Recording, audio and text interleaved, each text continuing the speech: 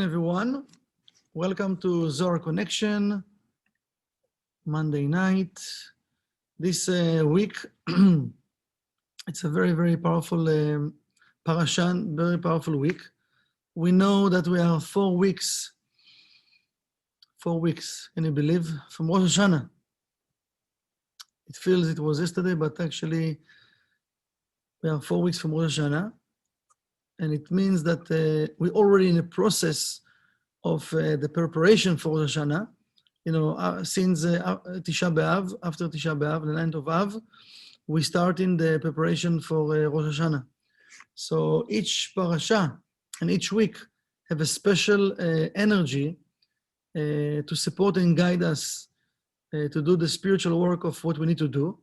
And Moshe continued to tell us what we need to do and how to remove negativity from our life and how to create more protections and to put more fence. Like the Kabbalists, they did something like something amazing. There is something that called halacha. What is halacha? Halacha, it's like something, the word halacha, it's kind of how to walk, how to walk in this world.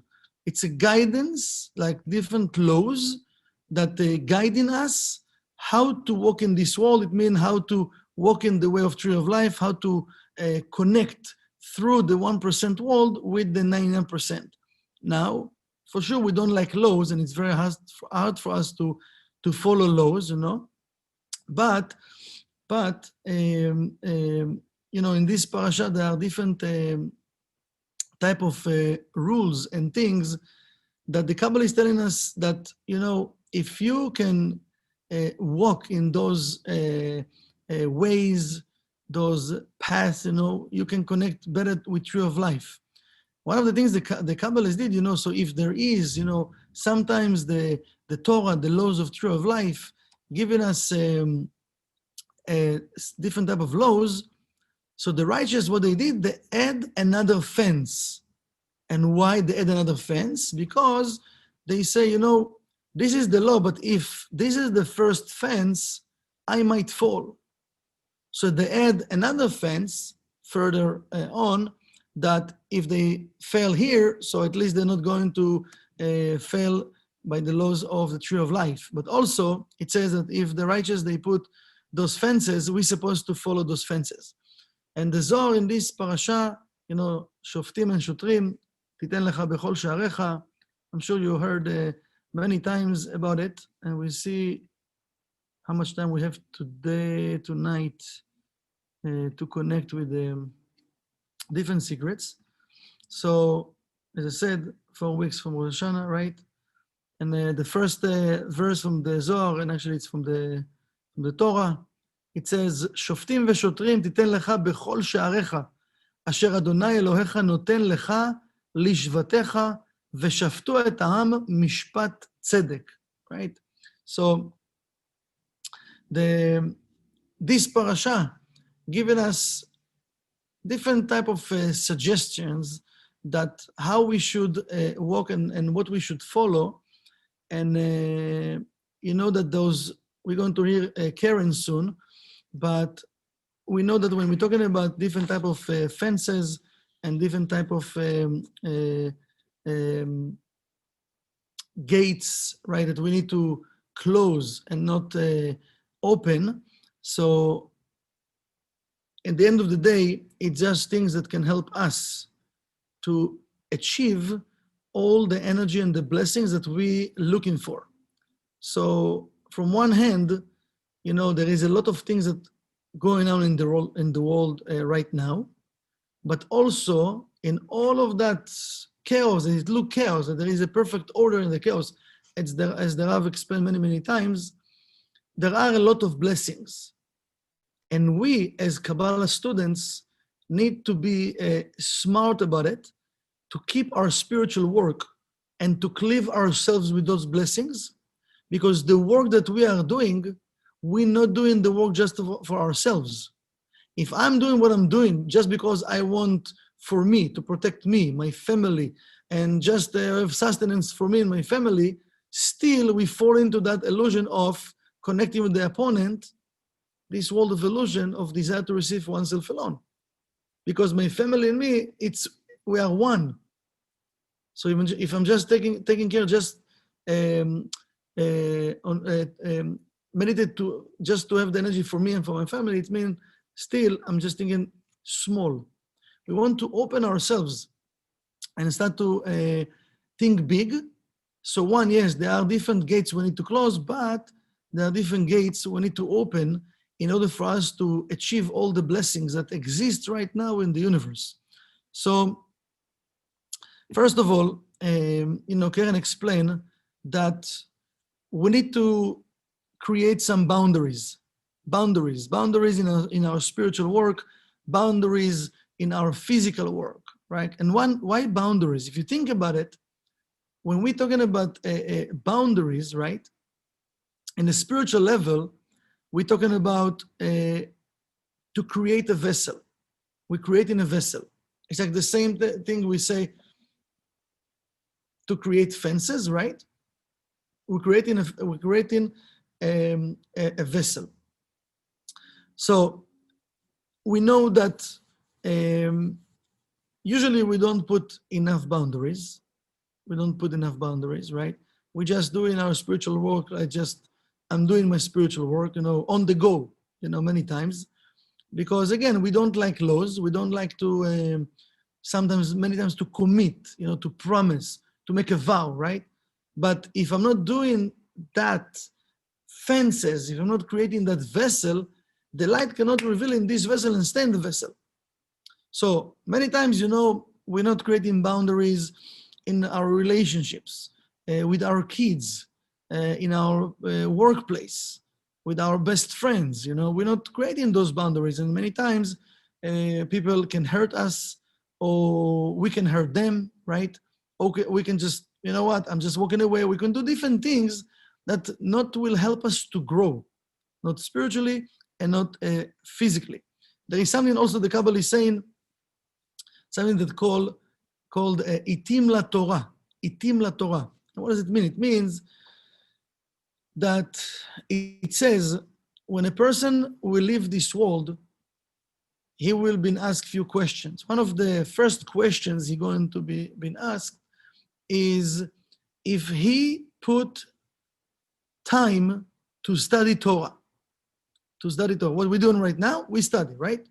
So to study Torah, let's say every Monday, 7 till 8, I'm studying. Then if your person say, okay, from 11 o'clock to 11:30, I'm scanning Zohar, right? So you put time. Why we need to put time? You know what? I will have time during the day. I will scan the Zohar. On the go. No, there's no such a thing because we have to put a frame of time.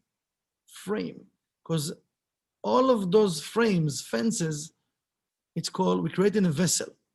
Now, when we, it's amazing, but if you check it out, you will see that when we commit to something, always something will appear and will try to interfere what we say we're going to do. If it's to scan the Zohar, if it's to help someone, something will happen. So I'm going to be late, I'm going to be lazy about it, something will happen. If it's very, very important for my spiritual work right now, it's going to be hard. Something will come up, okay? So why it's good for me to put those vessels, frame, promises to myself that I'm saying, in this time I'm going to study, I'm going to scan the Zohar, I'm going to do my spiritual work. This is my personal meeting with the light, with the Creator, that right now I'm making my connection. This is my holy time. Now Satan will try to come and to interfere. Now I have something to do restriction on, to restrict. Now I can reveal more light. And why the obstacle will come? Because I need to earn it. I need to earn it. So also, when we not put in like borders, boundaries, sorry, also borders, but boundaries with our kids, it's crazy. Karen will talk about it soon, but when we not put in boundaries, what's happened, when we nice to them or give them whatever they want when they are kids, and then when they will grow up and they will start to behave in a way we don't like, now we're going to complain. But kids, they don't know how to behave in the right way. They are kids, till the age of 12 for girls or 13 for boys, they fully connected with the opponent. It's our job to teach them and to put boundaries, not to do whatever they want to do. And if we're not doing it in the right way, then we're going to have different type of problems with them when they're growing up. And then we're going to complain. Look how much I give you, I did for you. And this is the way you give back. You're not nice, you're not polite, you complain, you whining. But it's amazing to see, and not always we accept, but it's on the parents. Because also us, we've been kids, we've been babies. Also, whatever our parents give us, this is how we behave after. Yeah, there is a lot of things that come from correction, but also we choose the parents to do the spiritual work over there. But they give us different tools. They put different boundaries. Different boundaries. You know, I remember when I was a kid, it just came to my mind right now. It was back then, many, today I don't think I'm not sure it exists in some place in the world, but between 2 to 4, you need to, it's a time that you need to go to rest, take a nap, right? Like afternoon nap. But, you know, I was a kid and I was like kind of hyper. I like to play soccer, to run, to do like all those things. So my parents told me, you know what? Okay, don't go to sleep, so just stay in the room. Just, you know, the whole house is quiet. You need to not interfere the other people in the house to sleep, right? So they put different type of boundaries, right? So for kids, look like it's weird. You know, you don't want to do it. It's like, why I need? I'm not tired. Let me just do whatever I want.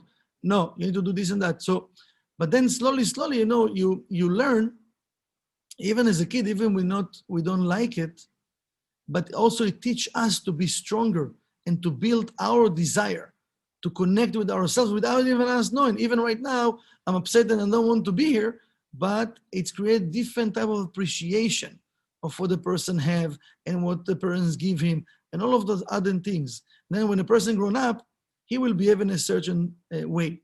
Now we're talking about boundaries with the kids, with our relationship, in our relationship, you know, because we all need to have like the red light.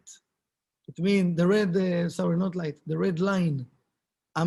You can't cross this red line. This is my boundaries. And many times when we're not putting those boundaries, what happened?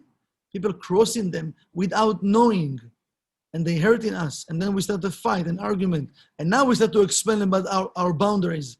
Are we supposed to put it from the beginning? Okay? So let's watch the video of Karen, and then we'll continue.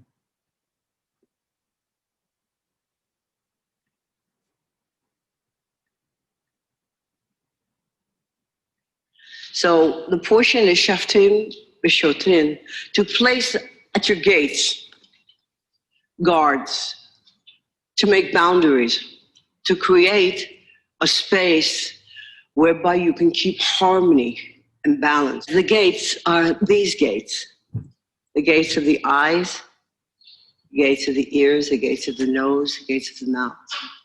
And basically, what it's discussing on that level is that we create our own reality. And therefore, what we see is based on our prejudices, it's based on our upbringing, it's based on many things that are not necessarily created to the reality that exists.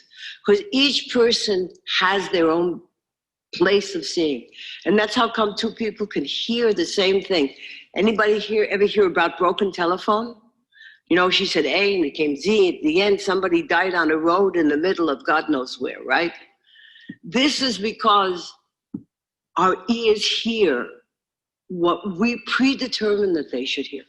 And so what we're talking about here is to create for yourself boundaries, guards, gates, that you hear things that allow you to go forward, that you see things that give you the capacity to elevate yourself, and that obviously that you should speak things that are not going to cause negative energy to come forward. That's what they're talking about. Those are the gates. Those are some of the gates. There's another gate, and this is a beautiful thing for us today. The gates of boundaries. I've seen people that have little bitty, itty bitty kids, and they turn to their parents and they scream and they holler and they curse. And the parent is standing there. You know what happens to those kids? They get to be 16, and now they're in the street, and they're smoking and they're drinking. And they say to the parents, I don't give a damn what you think. You know why? Because at 3, they were screaming and cursing. That children need to have, in order to grow, to be the kind of person that they need to be. They need boundaries. They need gates. They have to be taught. Every time I see a little kid smack his parent, I want to smack the parent. Because that same parent is going to come back at 17 and say, how can I help my child? Start when he's 6, not when he's 16. The Torah is telling us that in order to create anything in this world, even a relationship, one needs to have boundaries. One needs to have value in that which is. And oftentimes we forget that. Sometimes we can forget that because the convenience. Here, go play, take your toy, I'm busy over here. Do what you have to do. And what happens with that, again, that is the forfeit of a boundary. And specifically in this particular portion, we're being told that if we want our life to live in a harmony, in something that moves, in something that we can allow ourselves to grow, we need, even for ourselves, to have boundaries.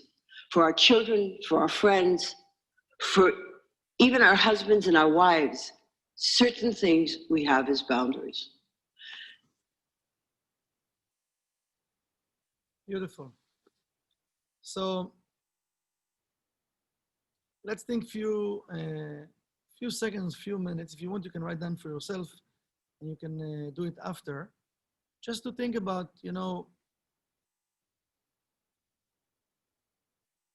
where in my life, sometimes we, especially with people we care, sometimes we can be too harsh on them. And sometimes we can be very loose with them, right? We're not really putting boundaries.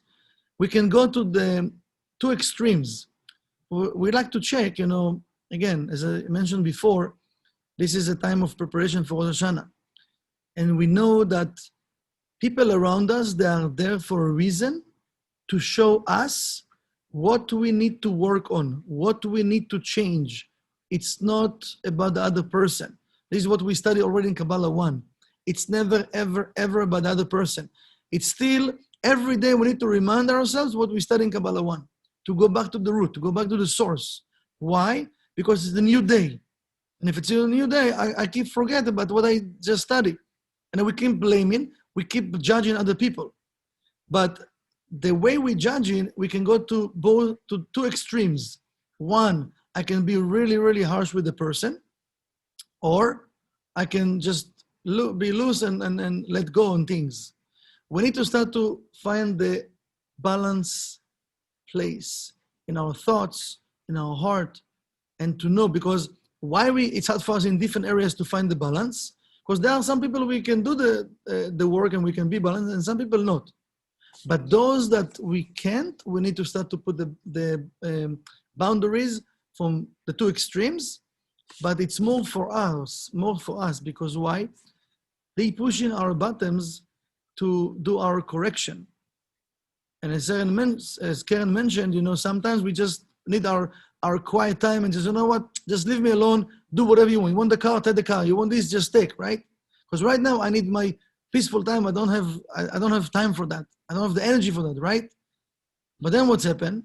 After you got your energy, you got your nap time, you got whatever you want, now suddenly you have the strength to stand up and now to tell them whatever you want to tell them, but now they get stronger because they received what they want, and now what? They learn that I can receive whatever I want if I'm being stubborn on things, and you can give me, right?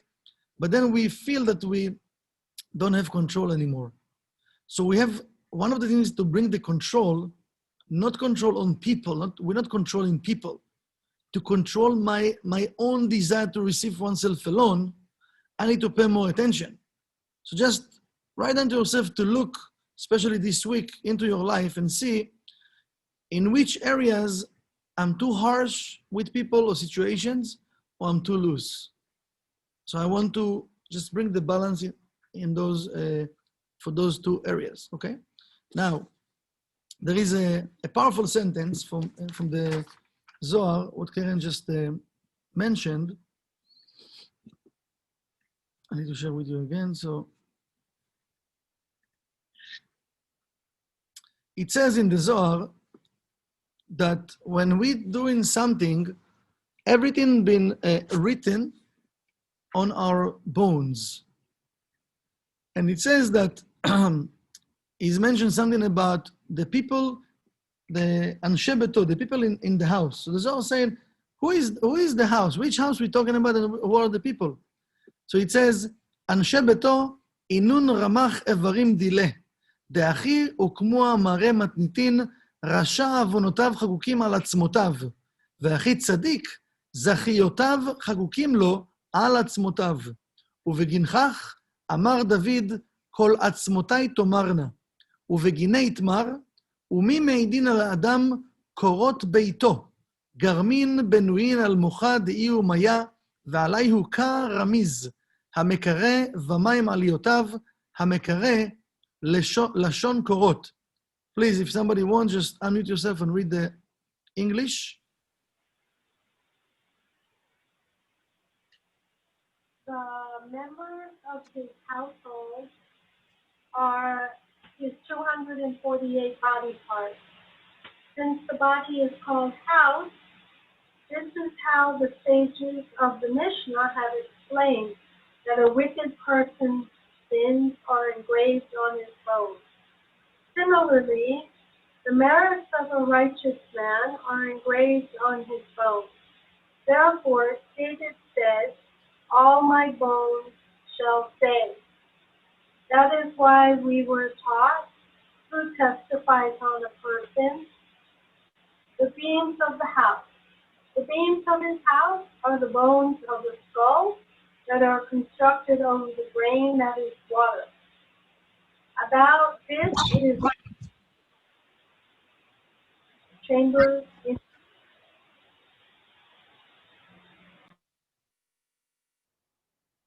Okay? So the Zohar saying, the Zohar continue and saying that why it's engraved on the bones, why it's written on the bones, why on the person bones? Because the bones are white and you can see black on white. So they write on the bones. Now, something very, there is a lot of things that, I would like to share with you, but it's a lot. So in 1 hour, it's very hard, but let's talk about it step by step. So first of all, if something written in our bones, it says it's also for the righteous people, also for people that doing short circuit. One of the things that Michael Berg explained once is if we want to remove it from the bones, this is the time that we going to start this coming Wednesday night, and for the entire month of Elul, we need to dig in and to see all of those, whatever short circuit we can find, and we need to share it with someone. We need to talk it out. And when we talk it out, we say what we did, and sometimes we need to, more details that we can find about what we did, and we're going to say it, we're going to take it out, uproot it from our bones, okay? So the way to take it out is to share it. Now, we know that many times it's not easy to do it, right? I don't want to share like into details what I thought, what I did, why I did. Like, I don't know, I'm ashamed, It's a shame to even to think about sometimes the way we think or the way we talk. But I need to understand, in order for me to take this short circuit from my bones, I need to speak it out, to take it out of my system. So it will be hard, but I can take it out.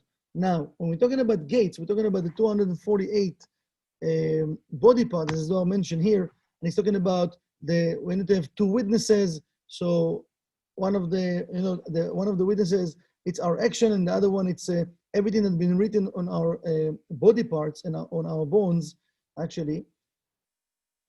Let's think a little bit about ourselves, because when we're talking about judging, Shoftim v'Shotrim, judges, right, and police officers, so before we judging the outside world and we judge other people, many times we find ourselves judging ourselves.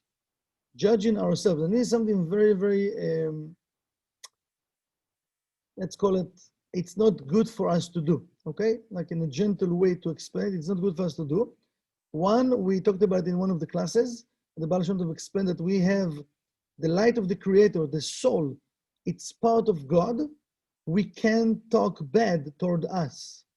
We can't judge ourselves in the way we judge ourselves. Now, most of the time when we judge ourselves, we put ourselves down, I'm not good enough, I can't do it, no, I'm not worthy, all of those things that, we're talking things about ourselves, we're judging ourselves, even we're doing one mistake, oh my God, wow, now it's the end of the world.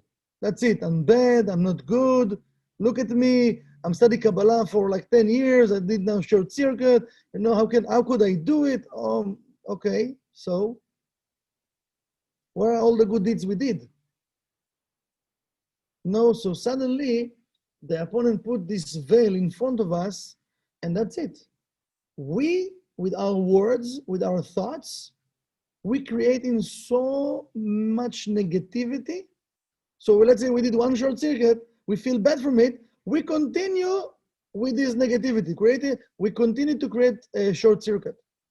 We have to understand that we have the light of the Creator inside of us. We have a lot of good inside of us. And from the good, we need to start to operate. Yes, we're doing short circuit. Yes, we fall in sometimes. Yes, we want to change, and sometimes it's very hard. But still, we need to remember we on the path, we on the way of changing. I like those examples from the world of the athletes, right? When if you open even, maybe you know that, right? But people that they go to Olympics, or the people that are successful, how much training they are doing till they can do like one exercise perfect. So many times, and they get injured, and they cry, and they have like breakdowns. They need sometimes people to really to convince them they are good and to continue. And then they find it inside of them, and they continue, and bam, one day they become to be famous people and they succeed. So we need to understand that, we all have this fighter inside of us, this light warrior inside of us. We have to think about it in those moments that we judging ourselves. We can't judge ourselves.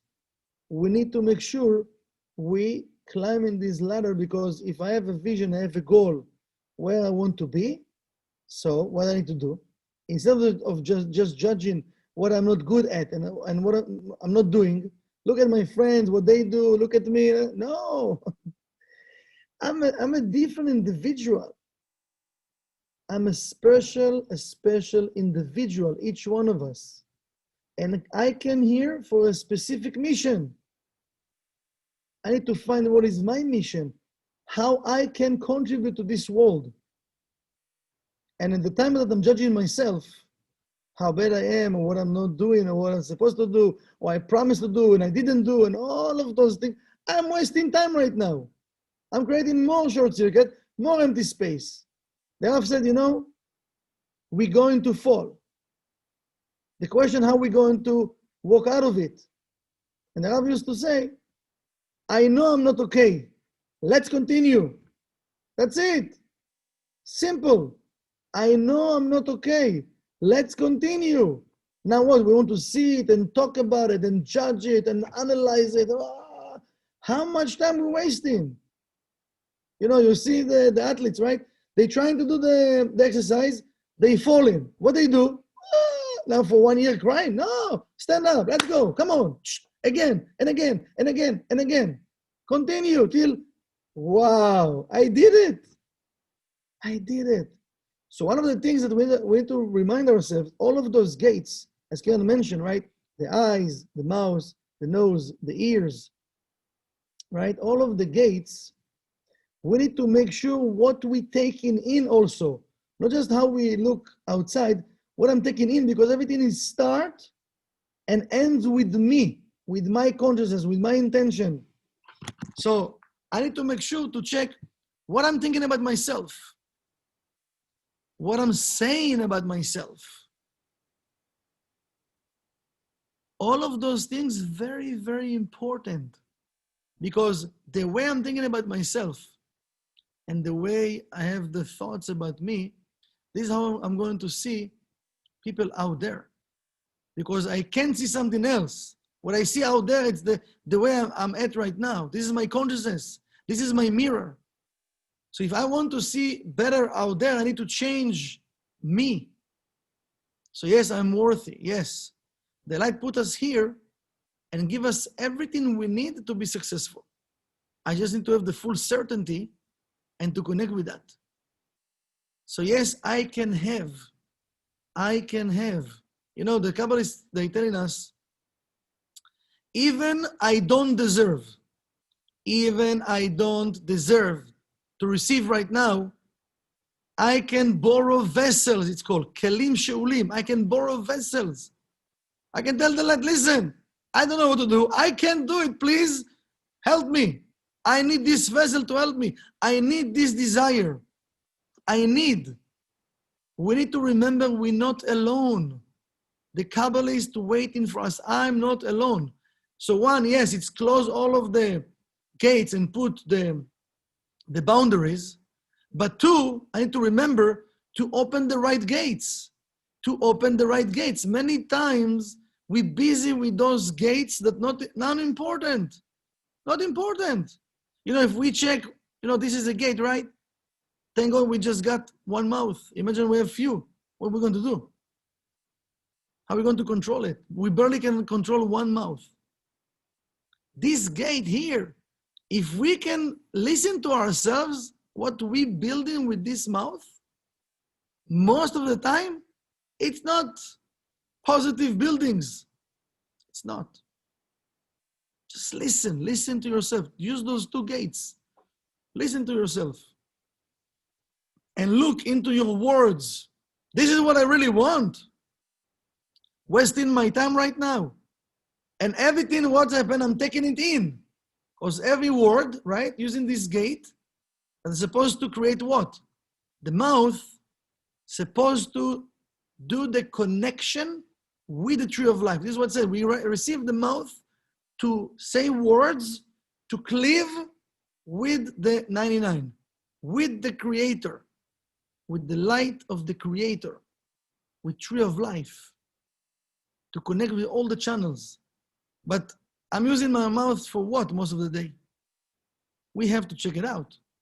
Okay, we have to listen to what we're saying and then to look into it and how can I frame it different? How can I change? Because if I really want something, I need to make sure that also I'm acting on it in all areas. Not just, oh, I want. What does it mean, I want? If I want, I need to act in all areas, with all the gates, with my mouth, with my nose, my eyes, my ears, all areas, all the entire gates, to see that all of the gates together working as one and participating and injecting energy in the same matter. Because if not, I'm just saying, I want. Yeah, I want. I want to get married. I want to change. I want to overcome my procrastination. I want this, I want that. But then at the end of the day, I see like a week, 2 weeks, a month, still I have the same consciousness, same desire, but the same consciousness, I'm not changing. Why? Just to say I want, now I need to make sure and to check how I think about it, how I feel about it, how I'm talking about it, what I'm hearing around me, what's going on. I'm taking it in, right? It's affecting me. I have to check all of those things. So yes, one is to close the gates out there and to be careful, but also I need to make sure how I want to build my life, how I want to do my correction. It's very, very important. Also, again, it says that it's affecting our body parts, right? We need to check which type of fuel. There is spiritual fuel and there is physical fuel. It's physical that we taken in, but it's also we taking the spiritual fuel from it.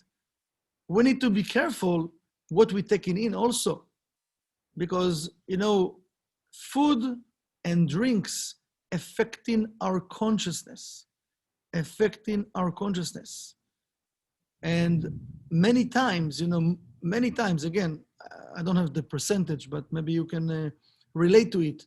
Many times we eat, it's called emotional eating. You can see in the movies, she feel a little bit sad. What she doing? She buying a bucket of ice cream and she put a sad movie and she eat ice cream and she cry, right? What's the connection? You want to be sad or you want to feel good? Oh, but I feel good right now. I'm eating ice cream and I'm crying. Really? This is to feel good? This is bad. But it's actually what they plan in our brain. So many times I think if I feel bad, let me just buy ice cream or something sweet and I feel better. For how long? They have asking, for how long? This is temporary relief. No, but just let me feel for 5 minutes good. Temporary relief. It's better to eat the ice cream when you're happy. When you're happy, eat whatever you want, but be happy about it. When we sad, we're adding more and more chaos into our life without paying attention. Temporary relief. It's a choice. If I bring myself to this situation, I'm the only person who can take myself from this situation. So what I'm choosing, to add more chaos or to let go of the chaos? So we need to understand that if food is my fuel and can affect my consciousness, also I need to pay attention. Rambam said something amazing, and maybe I will mention it thousands of times till we're going to listen to our Rambam. Rambam was a doctor, many, many years ago, a righteous person, but he was also a doctor. And he says something very simple. The laws he given us, very simple. Maybe one day we're going to create a course about it and we're going to study about it. It's very, very powerful and simple. But it's very, very hard to do, actually. But he said, when you're hungry, you should eat. And when you're thirsty, you should drink. Think about it. And you will see that even that instinct of being hungry, we're not really hungry. We're almost not hungry anymore. Because we're eating by the schedule. We have schedule. Breakfast, lunch, dinner, snacks in between. So we lost somehow to that feeling of being hungry. We need to be hungry. So if we're not hungry, even physically, how I can be hungry for the light? Yeah, I want the light. I'm not hungry. I need to be hungry. When a person hungry, like, wow. Now again, this is just when you want to eat and drink. Also, there are many, many rules, what to eat and what to drink. But just first of all, the first rule, if we're talking about gates, about Shotrim v'Shoftim, Shoftim v'Shotrim tשים lecha b'chol she'arecha. It means just a second. Simple thing. If this is my fuel, you're not taking your car and you give your car 3 times a day you fill the tank, and in between you put more gasoline in your tank, yes? This is what you do to your car? How many times in a day you filling up your tank? 7? 5 times? 5 meals a day? 6 meals a day? Think about it. What will happen? Overflow, no? No, I can understand. Overflow. Especially now when in the pandemic, most of us in the houses and driving maybe just to the store. So how much gasoline you wasting? So you're not going to do it into your car because you're going to lose money and lose gasoline. So why are we doing it to our body? Oh, this gate, I can take everything inside. No, it's affecting our consciousness.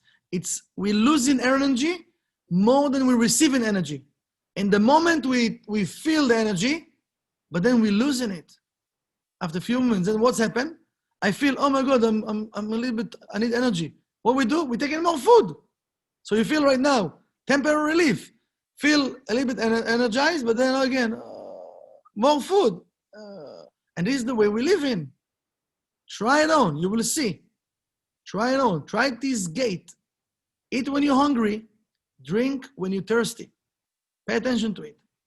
And now we're going to go to the next point. Let's listen to Karen and we'll continue.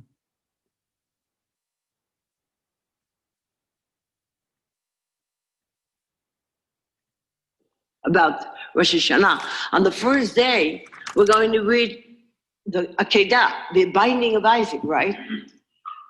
Explain to me how a rational, beautiful, compassionate God would even hint that he should take his only son, his seed that will follow him, after he'd been promised that he'd be the seed to follow him, take him up to Mount Moriah and kill him. How could that happen? It's irrational. Totally, right? It's an irrational thing. But what happened with Avraham Avinu is that Avraham Avinu understood in the capacity of, I am with you. And irregardless that I don't understand how you can even, by the way, he never told him that he was to kill Isaac. He simply told him to bring him to Mount Moriah as a sacrifice. But he didn't say that he would be the sacrifice. This was the interpretation of Abraham. How could an all-encompassing, majestic God allow or even think like that? It's irrational, okay? And the reason that it is irrational is the thing that happens in our lives, that when we question that the Creator exists, it's the irrational. It's the guy's so healthy and great, and he drops dead of a heart attack at 50 years old. It's irrational. Why? He just came out of the gym. Then we question the Creator. With the Kedar, it's very, very different, because we understand that because he had the total devotion to the Creator of all that is, and even when he raised his hand with a knife to slaughter his son, the angel said, no, we can't do that. I have a feeling it was the angel Michael for 101, the shofar blast, okay? He said, no, you don't understand. We don't believe in sacrifice, and certainly not your son. We need to be able to temper, to bind the callings of the negativity, the innateness inside of all of us. And what am I going to give you in its place? It says, he found the ram in the thicket, and he took the horn of the ram, and that became the call.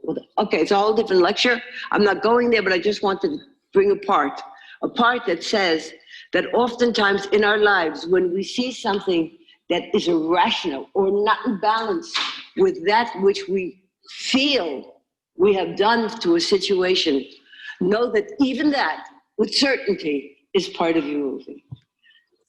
Beautiful.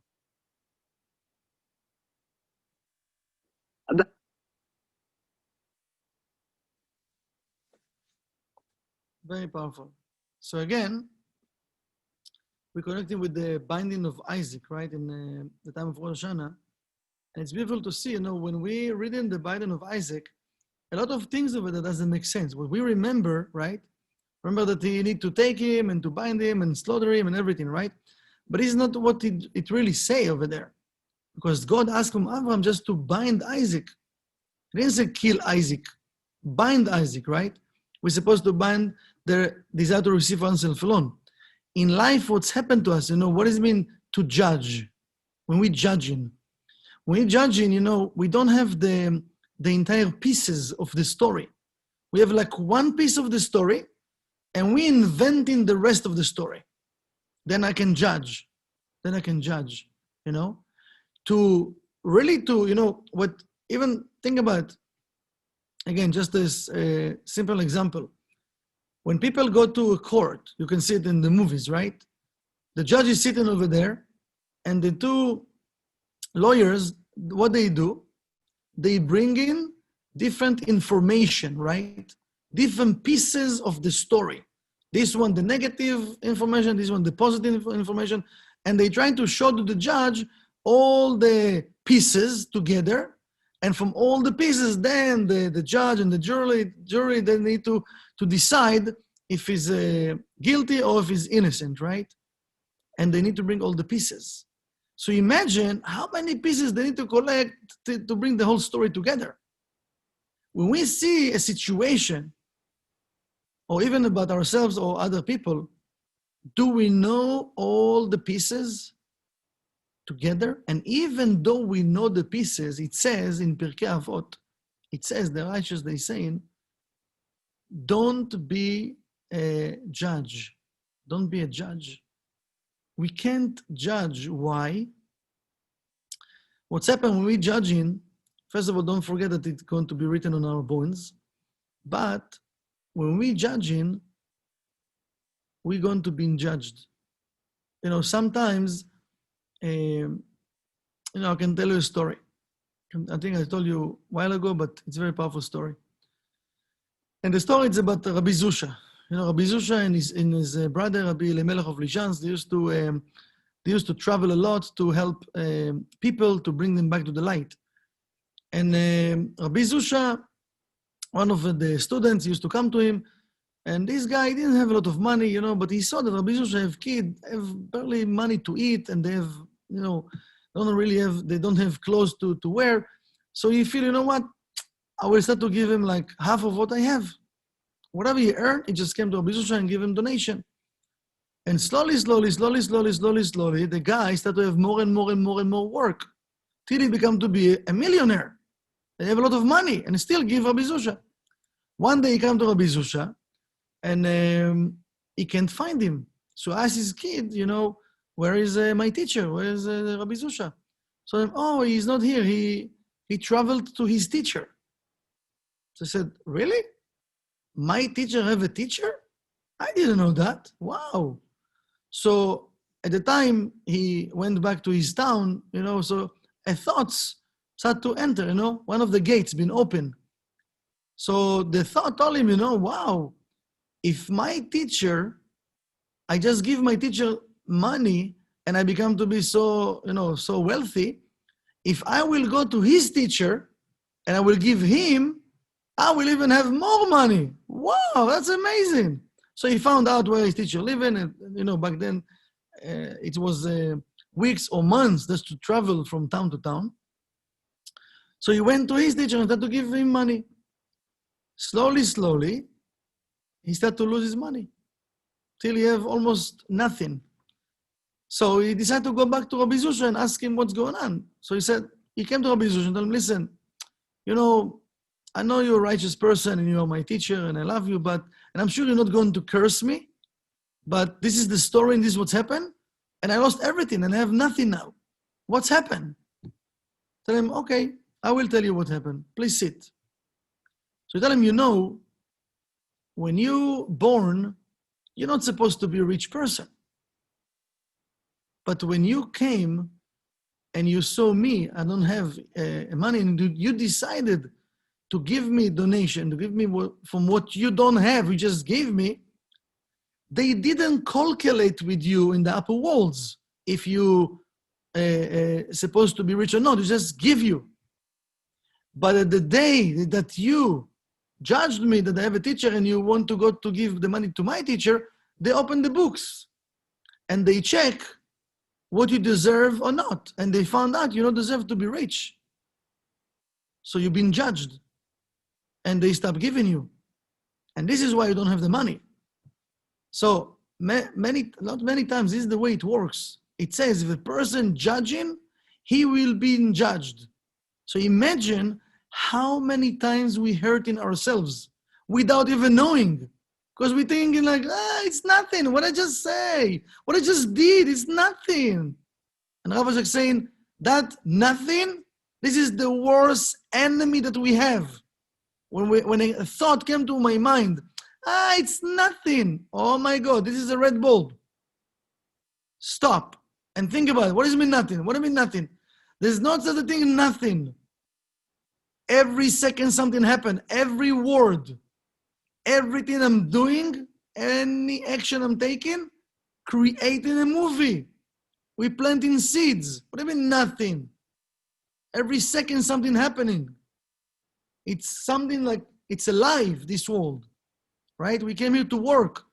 So how come I can have a thought, oh, it's nothing, I was joking with him. What do you mean joking? You hurt the person.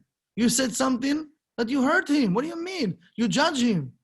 We can just, nothing. We need to be careful. And this parasha, came to wake us up. Wake us up. What we really want. What do you want? What do you really want? This is what you really want? Okay. Are you willing to close all of those gates and stop judging? Or you want to continue? You just want to continue asking for whatever you want without making the effort. To be a spiritual person, no one, you can't find a book of a Kabbalist that will tell you, listen, it's going to be fun, it's going to be easy, it's going to be cool, don't worry about it, just do your work. No. They're telling us to dig in, to work on our anger issues, to go deep and to find our garbage, to find what bothers us, to find what these buttons that the person push, and ask ourselves questions. We need to make it fun. We need to make it like, to be happy about it. It's not about being sad about it. But we need to understand the light gives us all of those gates, that we use them for the light, for the good. It's easy to connect with negativity. It's very easy. We don't need to really make any effort.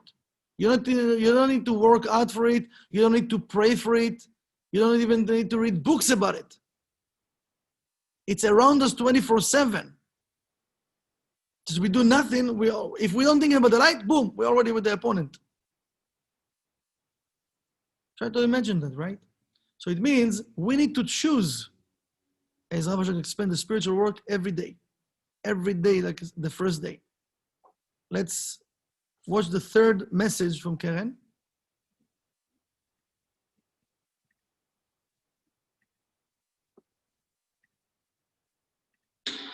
Talks about a town where somebody finds a corpse. You know what they do? They measure.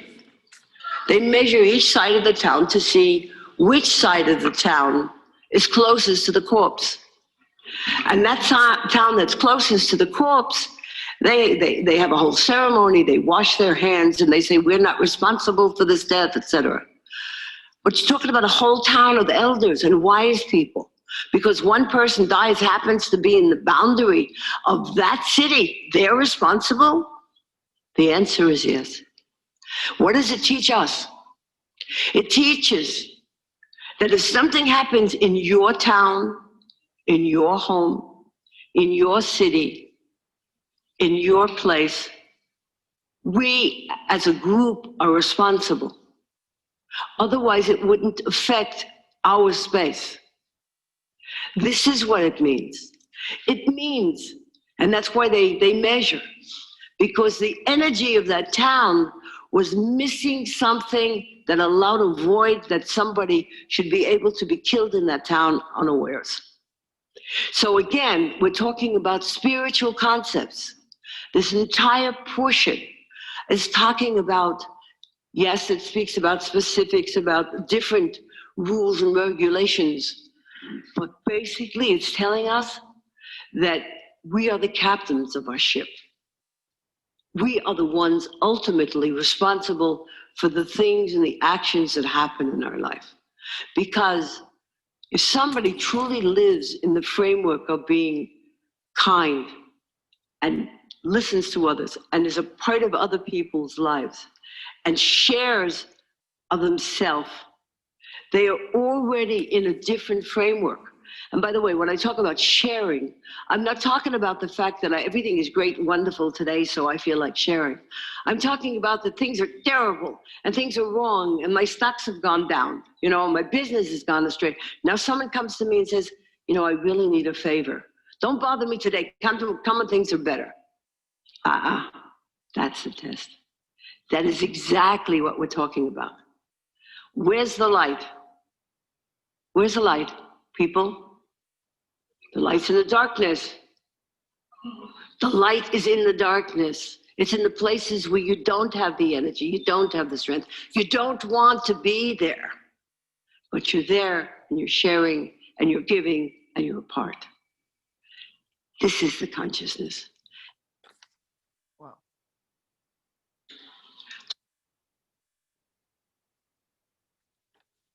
We mentioned before, right, the fuel.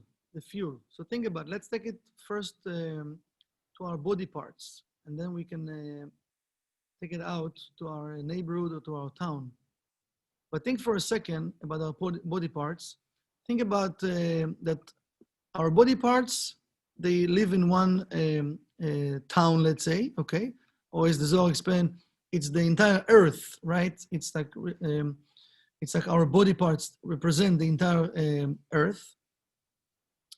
And there are neighbors, right? Each body part next to his neighbor, right? It's nice, it's cool. But they connected, how? With the blood. With the blood.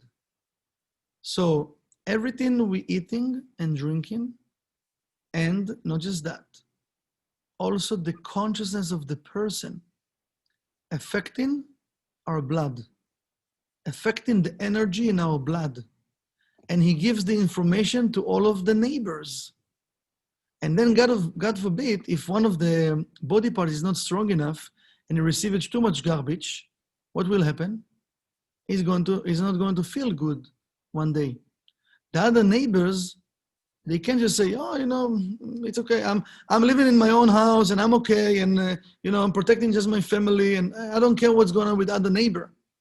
Yeah, but if the other neighbor has problems, it is your responsibility, because one day, God forbid, it can come to you. Because if one of the body parts is weak, it's going to create slowly the whole body weak. So in life, we know that. We know that, right? It's happened to us maybe in different times. We have a fever, we have this, we couldn't move, we need to sleep, we need to rest. I don't have energy, right? Because now one of the body parts needs a lot of energy. So the rest of the neighbors need to support and help him. Suddenly a person is not eating. Oh, why are you not eating? Oh, because you can't eat, because right now the energy of the body need to concentrate of reviving this body part to take the garbage out of the body, and now you can feel better again. So imagine if it's happening in our body parts, right? If we take it outside and all of the world is like the person body, as the Zohar explained. So it's amazing to see, we need to start to open our mind and to remove the walls around me and to understand just a second, how can I bring more light to my neighborhood? Because if I'm living where I'm living, this is my house, and let me just put incense in my home and candles, and just I will have Zohar and have all the protection. Okay, it's good, it's amazing, but now this is just a room in all of your town, or even in the world. One of the things that the Rav want to do, right? What is the dream of the Rav, the mission? Zohar in each home. So imagine Zohar in each body part. Zohar in each body part, if you think about it. Because the Zohar says that the world is the same like a human body. So all the world is all the body parts in each one of us. So Zohar in each body part. And this is the mission. So I need to start to think in a spiritual way. Just a second. In my neighborhood, everyone already have Zohars? Maybe yes, maybe no. How can I give them more light? How can I make sure that yes, one in my home, I'm balanced, I have good energy, I'm doing my connections, I'm changing, because I want to add more energy to my neighborhood and to my town. But also, how can I help the other body parts to function in a good way? This is the energy that all of us, we share in energy, right? This is like the blood. This is why we need to check the gates. which type of energy we put in this blood. Because maybe we don't see like physically blood out like, in the air, but there are different channels that take in the energy that we creating. It can be negative energy and positive energy. Don't forget, the opponent, he can use us also to do his work, even as spiritual people, but we don't think about it. No, but right now, I'm sure I'm right. Yeah, but you can be right, even you are absolutely right, but you hurt another person. So how you can be right about it? I told you about halacha at the beginning. It says, even there is a precept that you are right and the other person totally wrong and he's not doing it right, and right now, you get upset about it, that's bad, that's not good. It says you can't even be upset on someone that is doing mistake, even spiritual mistake. You can't. But how come he did it? No, you shouldn't. He is a spiritual person. No, you can't. Because anger, it's not good. It means right now, he did a short circuit, but right now, what about you? You began to be upset and angry. So what you created right now also, short circuit. You give your light to the opponent right now. So how are we going to learn? But you getting upset and angry, how are we going to change? How are you going to change? And we don't pay attention sometimes. I'm right, and yes, you're right. But how it supports us to be right? So right now, what's happened? The opponent using us with all of our knowledge to create chaos, not to create peace. That's what Rabbi Shach explained. We can use the energy to build walls or to destroy walls. So when I'm right and I want just the truth, I can be a destroyer, not a builder. So I don't want to be right. I want to be smart, to connect with tree of love and see just a second. How can I bring light right now to the situation?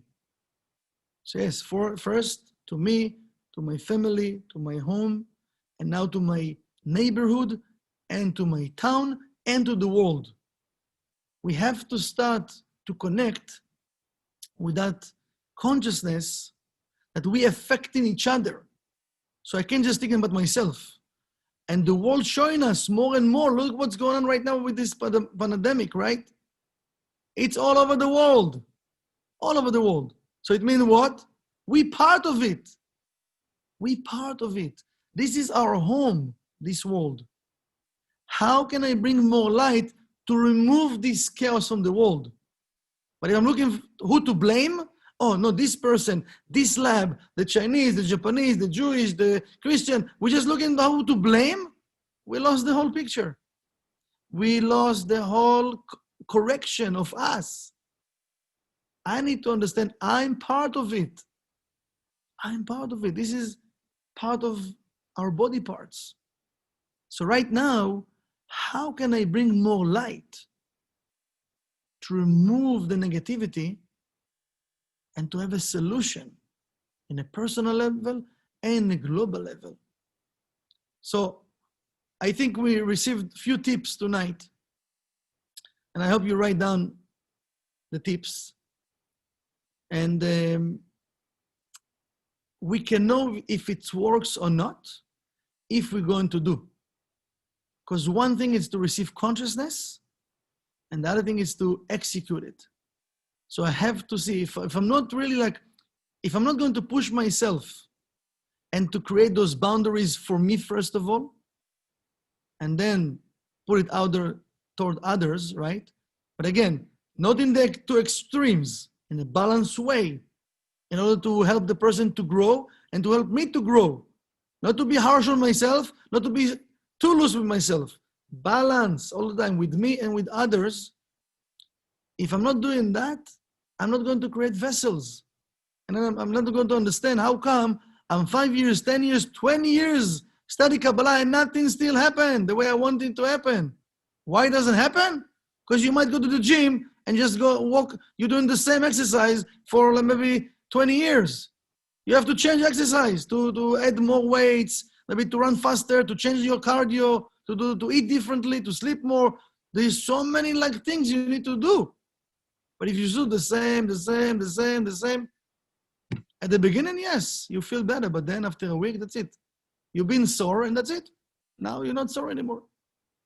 So we have to start to push in order for us to grow, okay? So,